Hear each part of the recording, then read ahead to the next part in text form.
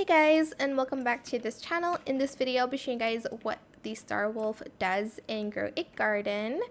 I got it. It is the Divine Pet. I haven't gotten the probably like Prismatic Pet yet, which is the like 0 point something percent. But this one's 8% chance of hatching it from the New Year's egg. Again, New Year's egg is 1 trillion shekels. You can get it for free if you claim it daily for the New Year's event. But its passive trait is that it occasionally consumes random mutations from crops, howls and calls down shooting stars on the player's garden that mutate fruits into celestial.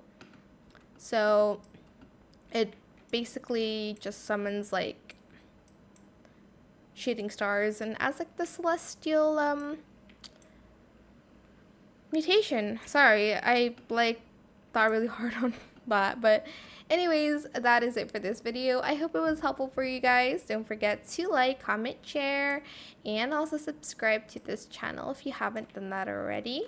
If you have any more questions about this video, just leave it in the comment section down below. I will try my best to answer them all for you guys. And if you found this video helpful, please click the thanks button as well. That is it. Thank you so much for watching. Bye.